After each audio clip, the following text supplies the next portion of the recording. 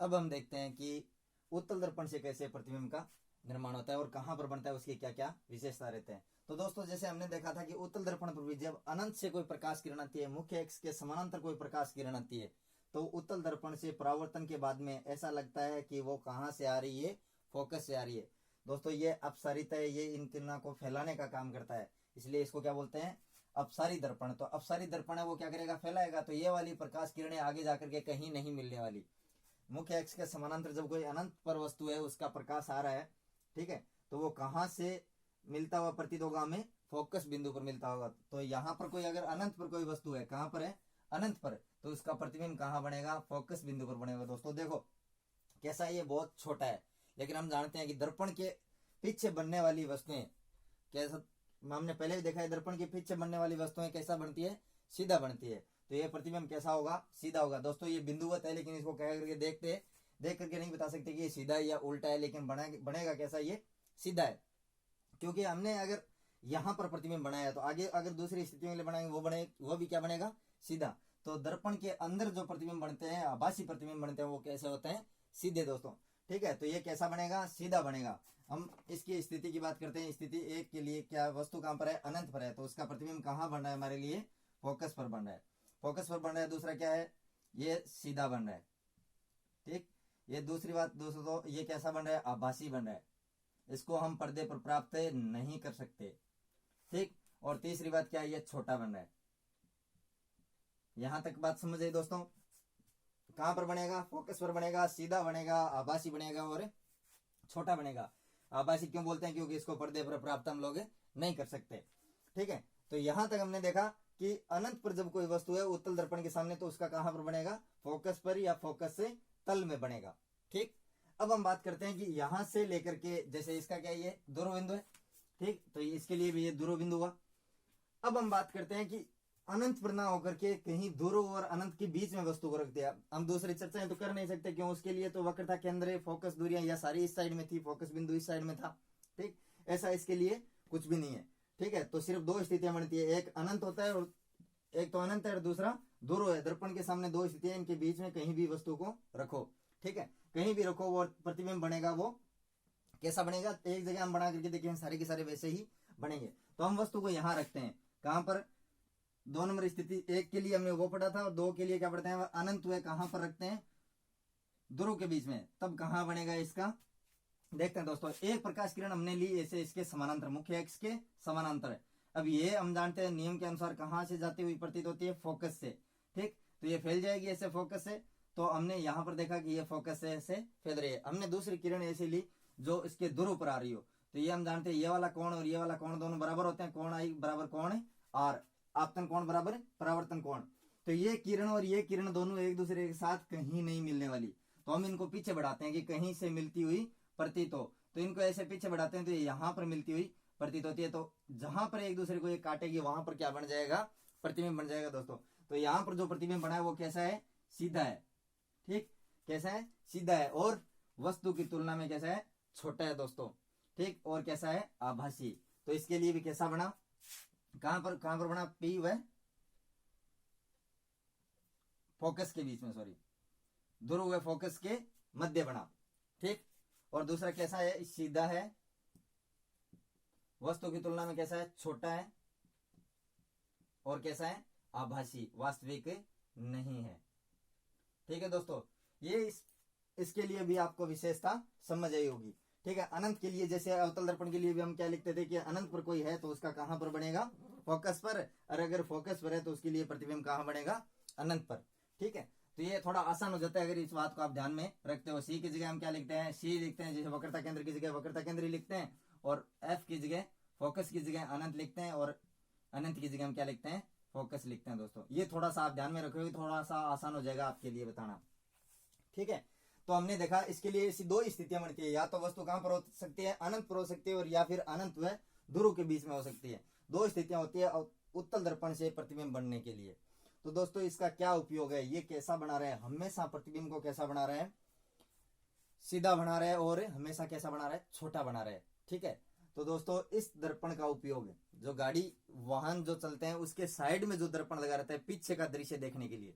ठीक है, तो उसमें क्या बनाएगा, पीछे से आने वाली गाड़ियों जो साइड में जो कुछ भी अपन को दिखेगा, जो ड्राइवर को जो दिखता है वो कैसा होगा, एक तो सीधा दिखेगा, ठीक, दूसरा छोटे आकार का दिखेगा, जिसके कारण बड़ा क्षेत्रफल है वो कवर हो जाएगा उसके अंदर, ठीक है। और तीसरी बात क्या रहेगी, छोटा दिख रहा है, सीधा दिख रहा है और आभासी, तो हम जानते हैं यही उसका उपयोग क्या है, छोटा और सीधा दिखना। जो साइड में लगा रहता है, जो छोटा सा दर्पण होगा वो बड़े एरिया को कवर कर लेगा, जिसके अंदर वो ड्राइवर वो आसानी से पता लगा लेगा कि पीछे कोई है, कुछ साधन है, कुछ जो भी गाड़ी मोटर आ रही है, इसके बारे में वो आसानी से बता पाएगा। तो दोस्तों हमने यहाँ तक देखा कि उत्तल और अवतल दर्पण से कैसे और कहाँ कहाँ प्रतिबिंब बनता है, ये आपको अच्छे से रिमेम्बर रहना चाहिए, ठीक है, जिससे कि आपके लिए आसान होगा इनसे बताने के लिए कि कहाँ कहाँ इनसे प्रतिबिंब बनता है। आप ये डायग्राम एक एक बार कॉपी के अंदर बना करके जरूर देखना। दोस्तों हम आगे बात करते हैं दर्पण सूत्र की, कि दर्पण सूत्र का इनके साथ उपयोग कैसे करें।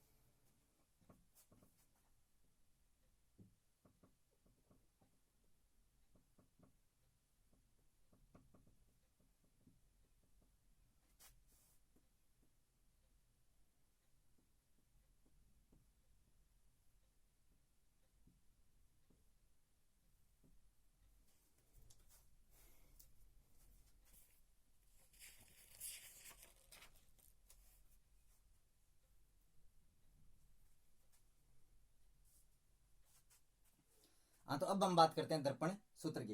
तो दर्पण सूत्र में क्या होता है दोस्तों, हम क्या लेते हैं 1/v plus 1/u is equal to क्या होता है 1/f। ये हम जानते हैं कि v हमने पहले भी बताया, v क्या है, v बराबर क्या है, प्रतिबिंब की दूरी। क्या है दोस्तों, प्रतिबिंब की दूरी। हम प्रतिबिंब की दूरी कहाँ से लेते हैं, ये आपको पता है कि हम कहाँ से नापेंगे, हम दूरों से मापेंगे प्रतिबिंब की दूरी। दूसरा क्या है हमारे पास u, ये क्या है वस्तु की दूरी। दोस्तों ये वस्तु की दूरी भी कहां से मापेंगे हम लोग, दूरों से मापेंगे, ठीक है। और f हम जानते हैं क्या है, फोकस दूरी। ये फोकस दूरी भी हम कहां से मापेंगे, दूरों से, ठीक है दोस्तों। एक और आएगा हमारे लिए, क्या आएगा r, ये क्या रहता है वक्रता त्रिज्या। आप सभी जानते हो ये क्या है, वक्रता त्रिज्या।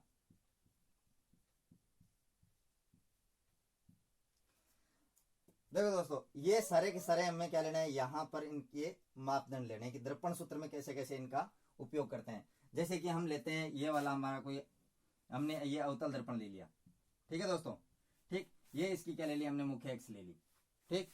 अब इसके सामने ये हमारा कोई फोकस है इसका, और इसका वक्रता केंद्र हम यहाँ मान लेते हैं, ठीक है। अब हमने यहाँ पर कोई वस्तु रख दी, ठीक। अब हमने इस पर क्या बनाया, कोई हम इसे इमेज बनाएंगे, ठीक। अब हम समांतर आने वाले प्रकाश किरण को कहां से निकालते हैं, फोकस से निकालते हैं दोस्तों। कहां से निकालते हैं, फोकस से, ठीक है। ये फोकस से गया, और दूसरी क्या लेते हैं, इसके ऊपर किरण कहां से डाल देते हैं हम लोग, ध्रुव वाली किरण ले लेते हैं, जिसके कारण यहां पर इसका जो है वो हमें प्रतिबिंब बन जाएगा हमारा, ठीक है दोस्तों। अब ये दूरी जो है हमारी, ये दूरी आती है प्रतिबिंब की दूरी v, ठीक। ये जो दूरी आती है यहां पर क्या दूरों, हम दूरों से नापेंगे, ये वाली दूरी ये आती है हमारी u, ठीक है। किसकी, वस्तु की दूरी, ये वाली दूरी यहां से लेकर के यहां तक हमारा दूरों इस यहां पर है, तो ये वाली दूरी की हमारी u, हम दूरों से मापेंगे इस साइड में, ऐसे स्केल लेकर के उसे नाप लेंगे, या फिर जैसे भी किसी भी स्थिति में हमें बताई गई हो वैसे हम बताएंगे इसको, ठीक है। ये भी, और ये हमारी क्या आ जाएगी, फोकस दूरी। दोस्तों ये मापदंड होंगे हमारे पास। अब हम बात करते हैं कि ये कैसे मापेंगे, इनकी विशेषता क्या क्या रहेगी। हमने सीखा था कि कार्तीय परिपाटी का इसका उपयोग इस दर्पण के सूत्र के अंदर करेंगे हम लोग। हमारा दर्पण सूत्र ये है मैन, अब हमने सीखा था कार्टेशियन परिपाटी। कार्टेशियन परिपाटी के अनुसार हम अगर प्रकाश की उल्टी दिशा में अगर चलते हैं, प्रकाश की उल्टी दिशा में अगर चलते हैं तो दूरियां कैसी लेंगे, हमें ऋणात्मक लेंगे। जैसे कि हम दोस्तों बात करते हैं कि हम सबसे पहले यहाँ पर क्या है, v है, तो इसका v देखते हैं कैसे आता है, पॉजिटिव आता है या नेगेटिव आता है। हम कार्टेशियन परिपाटी वाले साइन को यहाँ पर उपयोग करेंगे, ये सूत्र लगाएंगे, उसके अंदर देखेंगे ये दूरियां कैसी कैसी आ रही है, ठीक, उनको फिर यहाँ चिन्ह के साथ रखेंगे। ठीक है दोस्तों, ये तो हमारा मुख्य सूत्र है, इसको आपको याद रखना है कि दर्पण सूत्र क्या होता है। फिर दर्पण सूत्र से किसी की फोकस दूरी पूछी होगी, ठीक है, जैसे प्रतिबिंब की दूरी दे दे, वस्तु की दूरी दे दे और हमें ये पूछ ले, ठीक, तो ये कैसे आएगी, ऋणात्मक आएगी या धनात्मक आएगी, वो कैसे इन सूत्र के अंदर कार्तीय सूत्र का, कार्तीय चिन्ह परिपाटी का उपयोग करके साइन के सहित रखेंगे, हम चिन्ह के सहित रखेंगे, तभी हमारा सही उत्तर आएगा। ठीक है, अब इस दर्पण के लिए देखते हैं हमने क्या लिया, ये अवतल दर्पण लिए। अवतल दर्पण के लिए पहले भी हम बता चुके हैं कैसी आएगी ये, एक बार फिर आप याद करना और इन अभी जो पढ़ रहे हैं उसके बारे में सोचना। ठीक है, सबसे पहले हम बात करते हैं v की, ठीक, यहाँ हमारा सूत्र में v लिखा है, सबसे पहले तो हम बात करते हैं v की। ठीक है, ये क्या है, प्रतिबिंब की दूरी, तो v कैसा आएगा हमारा, यहाँ पर प्रतिबिंब है तो दूरों से मापने के लिए इस साइड में आएंगे हम लोग। ठीक है, तो प्रकाश इस साइड में जा रहा है, ये वाला प्रकाश देखते हैं मेन, जो वस्तु से निकल करके आता है परावर्तन से पहले, उस प्रकाश की दिशा देखते हैं, ये वाला प्रकाश की दिशा, ये दूरी नापने ऐसे आ रहे हैं, तो कैसा आ जाएगा, ऋणात्मक है। ये वाली दूरी कैसी आएगी हमारी, ऋणात्मक आएगी दोस्तों। ठीक, अब हम बात करते हैं u की, ये भी दूरी यहां से नापने के लिए प्रकाश की उल्टी दिशा में चलेंगे, तो u भी हमारा कैसा आएगा, ऋणात्मक। ठीक है दोस्तों, और आगे हम बात करते हैं किसकी, फोकस दूरी की, वो भी कैसी आएगी इसके लिए, ऋणात्मक, वो भी प्रकाश की उल्टी दिशा में हम लोग नापेंगे इसको। यहां तक आपको अच्छे से बात समझ आई होगी कि अवतल दर्पण के लिए ज्यादातर स्थितियां, मुख्यतः स्थितियां कैसी आती है, प्रतिबिंब की दूरी भी ऋणात्मक है, u भी ऋणात्मक और वस्तु की दूरी ऋणात्मक और फोकस दूरी भी ऋणात्मक है। लेकिन हमने 6 नंबर जो स्थिति पढ़ी थी, लास्ट की स्थिति पढ़ी थी, उसके अंदर कहां बन रहा था हमारा प्रतिबिंब है, वो दर्पण के पीछे यहां कहीं बन रहा था, तो उसके लिए ये v जो होगा वो क्या हो जाएगा, धनात्मक हो जाएगा। एक स्थिति ऐसी होगी जहां पर ये v जो आएगा उसका क्या आ जाएगा, धनात्मक आ जाएगा। बाकी ये सारी की सारी हमेशा दर्पण के सामने रहती है वस्तु, और फोकस दूरी भी इसके सामने यही आती है, तो ये फोकस दूरी जो अवतल दर्पण की वो कैसी रहती है, हमेशा ऋणात्मक रहती है दोस्तों। ये बात हमने सीखी कि अवतल दर्पण से कैसे बनाते हैं। अब इनका उपयोग कैसे करेंगे, ये वाले साइन जो अगर कोई हमें प्रश्न में दिया होगा, जैसे हमने ये दे कि उसका प्रतिबिंब की दूरी 20 सेंटीमीटर है, उसका u 40 सेंटीमीटर है, तो फोकस दूरी बताओ, तो हम क्या रखेंगे, सबसे पहले v का मान क्या रखेंगे, हम कैसा लेंगे, ऋणात्मक लेंगे। ठीक है, हमने जैसे बोला कि प्रतिबिंब की दूरी कितनी है, 10 सेंटीमीटर है, तो यहाँ -10 लिखेंगे। ठीक दोस्तों, ये वाला साइन लगाएंगे। उसके बाद में यहाँ पर क्या लिखेंगे, हमने ये उदाहरण लिया है। ठीक, हमने बोला कि जो वस्तु की दूरी है वो कितनी है, 40 सेंटीमीटर, तो हम जानते हैं कि वस्तु की दूरी कैसी आ रही है, इसके साथ है 40 सेंटीमीटर। ठीक, तो अब हम ज्ञात करते हैं इसकी फोकस दूरी। ये फोकस दूरी में साइन हम नहीं लगाएंगे, कैसा आएगा, वो अपने आप ये हल होकर के इसका साइन आ जाएगा दोस्तों। ठीक है, साइन जैसे अगर ऋणात्मक आता है तो हम बता सकते हैं कि वो दर्पण कैसा है, अवतल दर्पण है। ठीक है दोस्तों, यहां तक आपको समझ में आया। एक बार इसके अंदर जो बुक में आपकी क्वेश्चन दिया है वो क्वेश्चन आप सोल्व करना, जिससे कि आपको ये दर्पण सूत्र से सारी की सारी कैलकुलेशन वो समझ में आ जाएगी। इन चिन्ह का पता रखना, आप ऐसे ही सामने रखना, ठीक है, और ऐसे कुछ सवाल सोल्व करना आप लोग। अगले अब हम बात करते हैं दोस्तों कि उत्तल दर्पण से इन चिन्हों का उपयोग कैसे करेंगे, उससे कहां पर ये दर्पण सूत्र कैसे उपयोग करेंगे। तो ये हमारा हमने क्या लिया, एक उत्तल दर्पण ले लिया दोस्तों। ठीक है, उत्तल दर्पण पर हम कहीं भी वस्तु आप रख सकते हो, जैसे अनंत वाली के लिए आप रख सकते हो। यहाँ पर हमने क्या मान लिया, वक्रता के अंदर ये इसकी क्या मान ली, फोकस दूरी मान ली। ठीक है, तो यहाँ पर हम क्या करते हैं, इसके लिए कोई वस्तु रख देते हैं। अब इस वस्तु से हम अगर प्रतिबिंब बनाएंगे तो आप सभी जानते हो कि ये मुख्य अक्ष के समानांतर आने वाला प्रकाश क्या हो जाएगा, ऐसा लगेगा कि कहां से जा रहा है, वो फोकस से होकर के रिफ्लेक्टेड हो रहा है, उससे परावर्तन के बाद में ऐसा लगेगा वो कहां से आ रहे, फोकस से आ रहे। दूसरी किरण हम ले लेंगे इसके दूरों पर आती हुई, हमने दूरों पर ले ली। अभी दूरों से जितने कोण से बढ़ाते हुए आएगी उतने कोण से वापिस चली जाएगी। कोण आई बराबर क्या रहेगा, कोण आर, ये हमेशा रहेगा परावर्तन के नियम से। अब ये वाली प्रकाश किरण एक दूसरे कहीं नहीं मिलेगी तो हम इनको पीछे बढ़ा देते हैं ऐसे। ठीक है, तो यहां पर मिल रही है, हम ये पहले भी कई बार देख चुके हैं। अब बात करते हैं कि इससे हम अगर वस्तु की दूरी, प्रतिबिंब की दूरी कैसे मापेंगे। ठीक है, तो दोस्तों हम सबसे पहले ये हमारा ध्रुव है।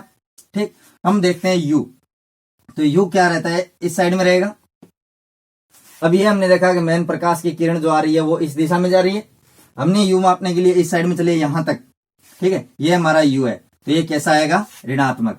कैसा आएगा दोस्तों, ऋणात्मक। हम प्रकाश की उल्टी दिशा में धुरों से माप रहे हैं इसको, तो यू इसके लिए कैसा आएगा, ऋणात्मक। ठीक, अब हम बात करते हैं वी की, प्रतिबिंब की दूरी की। प्रतिबिंब की जो दूरी आएगी वो ये वाली आएगी यहां तक, ठीक, ये हमारा वी है। तो वी कैसा आएगा इसके लिए, ये आप बता सकते हो। अभी ऐसे प्रकाश की दिशा जा रही है और वी मापने के लिए भी उसी दिशा में चल रहे हैं, तो ये भी कैसा आएगा, धनात्मक आएगा दोस्तों। ठीक है, अब हम बात करते हैं इसके लिए फोकस दूरी की। ठीक, ये फोकस दूरी जो होगी वो इसके लिए कैसी आएगी, फोकस दूरी ये वाली है इसकी, यहां तक। ये भी क्या जा रहे हैं, हम प्रकाश की दिशा में इसको माप रहे हैं कार्टेशियन परिपाटी के अनुसार, तो ये भी कैसी आएगी, धनात्मक। तो दोस्तों हमने देखा इसके लिए प्रतिबिंब की दूरी कैसी आएगी, हमेशा धनात्मक। क्यों कि या इसी साइड में बनने वाला है, इसे कभी भी वास्तविक प्रतिबिंब में नहीं बनेगा, हमेशा कैसा बनेगा, आभासी बनेगा। ठीक है, तो इसी साइड में बनेगा, प्रकाश की दिशा भी यही रहेगी, क्यों वस्तु हमेशा दर्पण के सामने रहेगी। ठीक है, तो इससे बनने वाला जो प्रतिबिंब होगा वो कैसा रहेगा, आभासी रहेगा और दर्पण के पीछे रहेगा। दर्पण के पीछे तो इस साइड में मापेंगे हम लोग, तो वी हमेशा कैसा आएगा, धनात्मक आएगा। वस्तु हमेशा दर्पण के सामने रहेगी, तो उल्टी दिशा में चलना पड़ेगा हमें मापने के लिए, तो ये कैसा आएगा, हमेशा ऋणात्मक आएगा। और फोकस दूरी हमेशा इसकी कैसी आएगी, धनात्मक आएगी दोस्तों। ये हमने उससे उत्तल दर्पण के लिए दर्पण सूत्र को कैसे उपयोग में ले, ये भी हमने